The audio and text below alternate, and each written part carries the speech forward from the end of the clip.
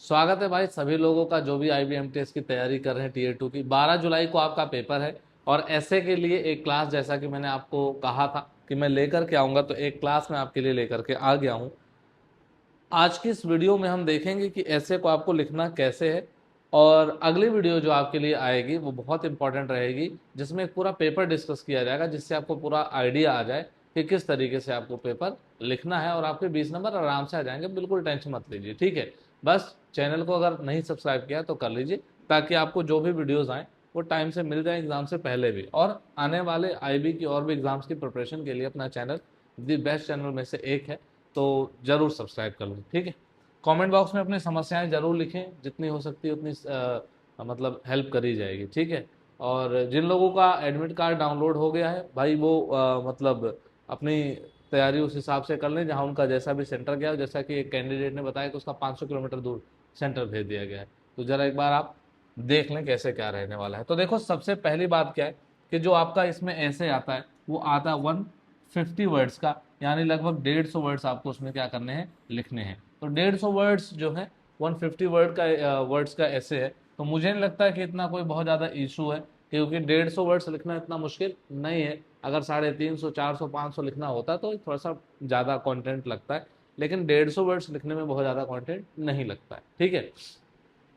तो आप कैसे लिखेंगे उस पर बात कर लेते हैं। जैसे आप पाइए कि व्हाट एग्जामिनर चेक्स, तो सबसे पहली बात है एग्जामिनर को चाहिए क्या होता है, कि यूनिवर्सल जो अंडरस्टैंडिंग होती है ऐसे को लेकर के, उसकी बात करते हैं। तो देखो भाई, एग्जामिनर को क्या चाहिए, पहली बात तो क्लैरिटी ऑफ थॉट्स होनी चाहिए। जैसे बहुत सारे लोग ऐसे या जो पैरा है वो लिखते हैं, लेकिन उसमें होता है क्या है, उनकी क्लैरिटी ऑफ थॉट्स नहीं रहते, कहीं कुछ भर देते हैं, कहीं पर कुछ भर देते हैं, कहीं पे कुछ। तो ऐसे केस में क्या होता है कि क्लैरिटी नहीं रहती है। तो सबसे पहले तो आपको टॉपिक की अंडरस्टैंडिंग होनी चाहिए, क्लैरिटी ऑफ थॉट्स होना चाहिए। दूसरी बात अगर बात करें, एक लॉजिकल फ्लो होना चाहिए, लॉजिक्स के थ्रू चलेंगे।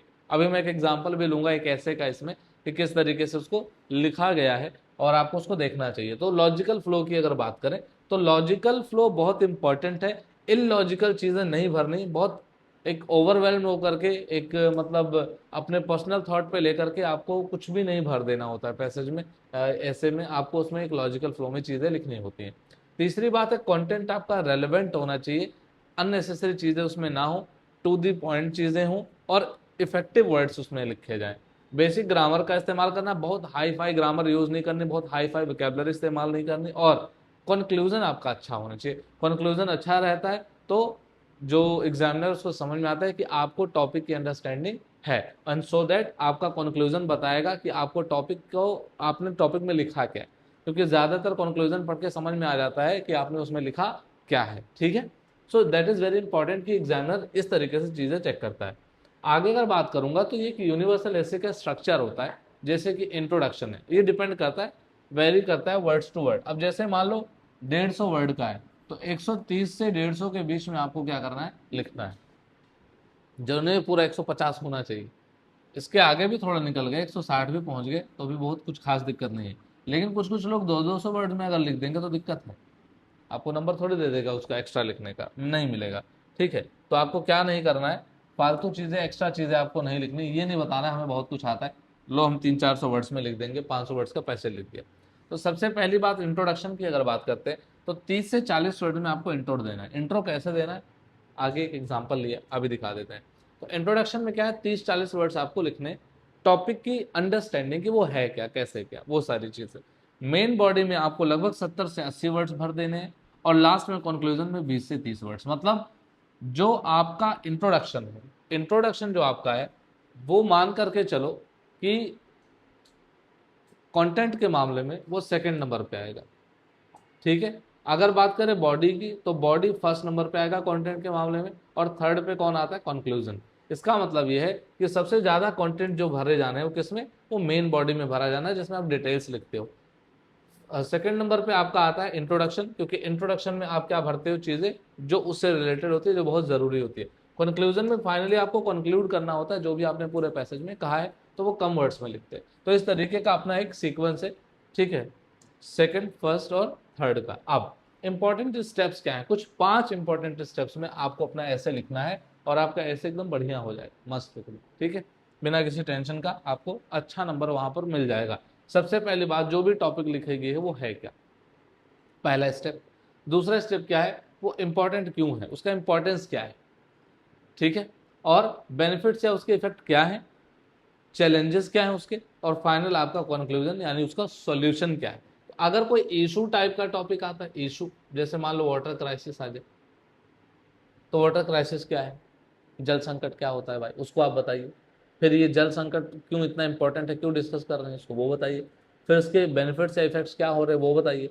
चैलेंजेस क्या हैं, आगे क्या होंगे, फ्यूचर में क्या दिक्कत आएगी, वो सारी चीज़ें, एंड देन एक कंक्लूजन आपको देना होता है उसको, ठीक। तो इस तरीके से आपको 5 इंपॉर्टेंट स्टेप्स में आपको क्या करना है, अपना ऐसे लिखना है। जैसे अब मान लीजिए, अच्छा एक और इंपॉर्टेंट चीज़, जैसे मान लो हमने एक टॉपिक ले लिया वुमेन एम्पावरमेंट। वुमेन एम्पावरमेंट की अगर हम बात करते हैं, तो women empowerment and national progress, ये ध्यान देना कि ये मुद्दा होता है कि वुमेन एम्पावरमेंट का मतलब है कि हमारा फाइनल ग्रोथ कहाँ तक जाएगा। तो एक देश की अगर बात करें तो एक नेशनल प्रोग्रेस उनके थ्रू होता है, ठीक। तो उनका एजुकेशन, ठीक है, उनका एजुकेशन करेंगे, इकोनॉमिक में ग्रोथ, इकोनॉमिक ग्रोथ होती है, लीडरशिप स्किल उनकी हमारे लिए बहुत इंपॉर्टेंट हो सकती है, और पूरे नेशन का क्या हो जाता है, नेशनल डेवलपमेंट एक तरीके से होता है। तो एक टॉपिक अगर देखा जाएगा तो इस तरीके से आपकी अंडरस्टैंडिंग होनी चाहिए, मतलब एक आप एक ब्रेन स्टॉर्म करके सोच सकते हो कि इस टॉपिक के बारे में मुझे क्या क्या लिखना है। कुछ लोग क्या होता है, मतलब दे जस्ट सो, वो उन्होंने बस देखा ऐसे and they started writing anything, वो बस लिखना शुरू कर देते।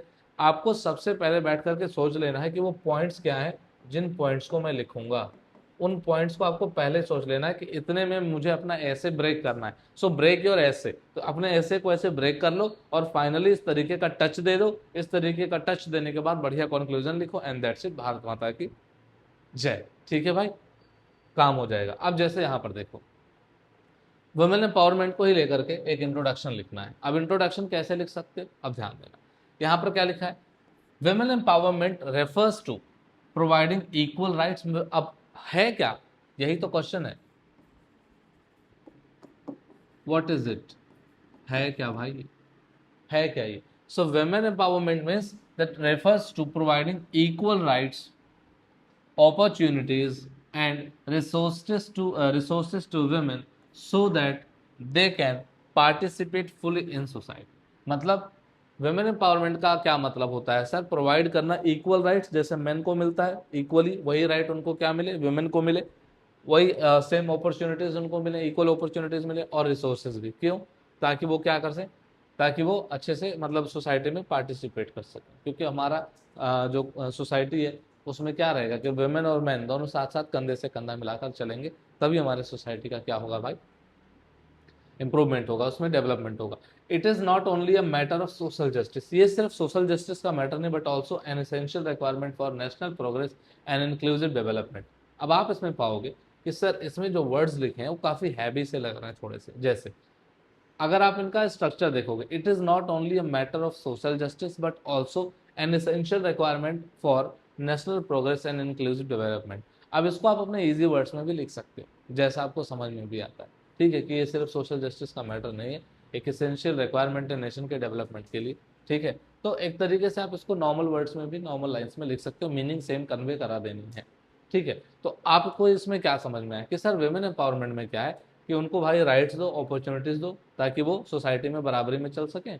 और ये सिर्फ सोशल जस्टिस, ऐसा नहीं कि इससे सिर्फ सोशल जस्टिस मिल रही है, हाँ भैया मतलब पुरुषों को इतना मौका मिल रहा है, उनको राइट्स मिल रहे हैं, हमें नहीं मिल रहे, अच्छा हमें दे दिए गए, अब इक्वल हो गया सब कुछ, इसके लिए नहीं है, नेशन के प्रोग्रेस के लिए भी है। इससे सिर्फ ये नहीं होगा कि उनको सोशल जस्टिस मिल गई, अब वो खुश हैं, पार्टी कर रही है, ये हमारा भी सब कुछ अच्छा चल रहा, नहीं, नेशन का डेवलपमेंट होगा उससे भाई, ठीक। तो ये बात है, इस तरीके से आपको इसमें रख देनी। अब इंट्रोडक्शन के बाद हमें बॉडी मिलती है, तो बॉडी में क्या लिखोगे भाई, अब क्या हो सकता है, जैसे मान लो आपने बताया कि हमें ये करना चाहिए, ये इसका मुद्दा हमारा ये है, इंट्रोडक्शन मतलब हमारा मुद्दा ये है। अब बॉडी में क्या लिखेंगे, एम्पावर्ड वुमेन कंट्रीब्यूट क्या करेंगी, तो एम्पावर्ड जो वुमेन है वो कंट्रीब्यूट करती है significantly to education, health care, business, science and administration. कहाँ नहीं करेंगे, जहां जहां मौका दो वहां वहां करेंगे, जहां जहां उन्हें मौका मिला वहां उन्होंने करके भी दिखाया, ठीक। तो यहां से क्या हो जाएगा कि एम्पावर्ड वुमेन कंट्रीब्यूट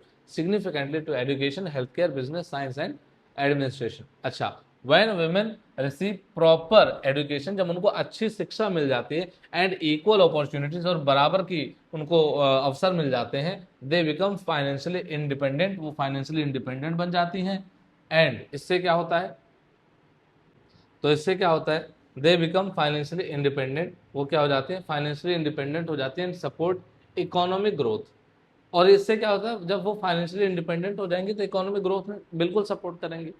ठीक है, अपने फैमिली को सपोर्ट करेंगे तो उससे क्या होगा, धीरे धीरे धीरे वो लेवल क्या है सपोर्ट करने का, ऑब्वियस सी बात है, उनका सोसाइटी में रोल, सोसाइटी से हमारा पूरा सब कुछ समाज बने, समाज से ही सारे देश वगैरह सब बनते हैं, तो एक तरीके से इकोनॉमिक ग्रोथ में उनका सपोर्ट मिल जाएगा। Their participation in decision making, देखो अगर डिसीजन मेकिंग में उनका पार्टिसिपेशन होगा, स्ट्रेंथेंस फैमिलीज, तो वो परिवार के लिए सोचती हैं, तो परिवार को पूरा एकदम मजबूत बनाएंगे, कम्युनिटी समुदाय को बनाएंगे, एंड इंस्टीट्यूशंस, वो जहाँ पे काम करती हैं ना वहाँ भी बहुत ईमानदारी से काम करती हैं, और वो उसमें भी उनका भागीदारी बहुत इंपॉर्टेंट रहेगा उनके पार्टिसिपेशन के लिए, डिसीजन मेकिंग के लिए। अब countries that promote gender equality often experience higher levels of development and social stability, और वो देश जहाँ पर मतलब जो लोग ज़्यादा मतलब प्रमोट करते हैं जेंडर इक्वलिटी को, जो अच्छे से प्रमोट करते हैं, वो वहाँ पर देखा गया है क्या, कि जो कंट्रीज हैं, ठीक है, उनमें डेवलपमेंट और सोशल स्टेबिलिटी देखी गई है।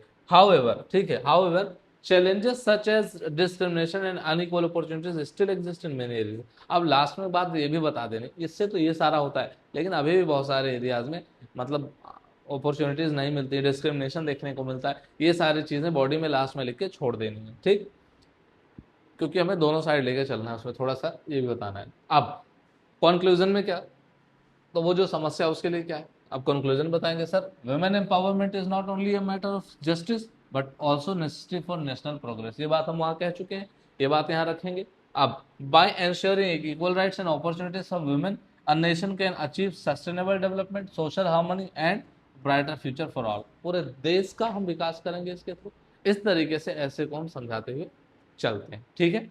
तो कुछ इंपॉर्टेंट ऐसे के टॉपिक्स हैं जो आपको एसएससी जीएलडीएन नाइट्स पर, एसएससी जीएलडीएन नाइट्स पर आपको गिवन है, ठीक है, वहां पर गिवन है, एक आरसे भी दी थी ताकि आप देख करके समझ पाओ। अब अगले वीडियो में एक काम करूंगा, मैं एक वीडियो लेकर के आऊंगा जहां पूरा कंबाइंड पूरा एक क्वेश्चन पेपर लेके आऊंगा, जहां से आपको क्या चीजें समझ में आ जाएगी, ठीक है भाई, बात समझ में आ गई, तो इस तरीके से आप उसको देख पाओगे और समझ भी पाओगे। अब आपको क्या करना है कि ऐसे ऐसे टॉपिक्स की प्रैक्टिस करनी है, जहां उसकी पूरी लिस्ट दी गई है, 15 टॉपिक्स की पूरी लिस्ट दी गई है, उनको एक बार पढ़ लीजिए ताकि आपको वोकैबुलरी पता हो, अच्छे से आप लिख पाएं चीज़ों, ठीक है। तो चलिए मिलता हूं मैं आपसे जल्दी अगले वीडियो में, कोशिश करूंगा कि नेक्स्ट वीडियो कल ही आ जाए, ठीक है, जो पूरा पेपर का हो, और आप उसको देख के अच्छे से प्रिपरेशन उसी लेवल पर कर पाएं, ठीक है। तो मिलता हूं आपसे अगले वीडियो में, तब तक के लिए जय हिंद।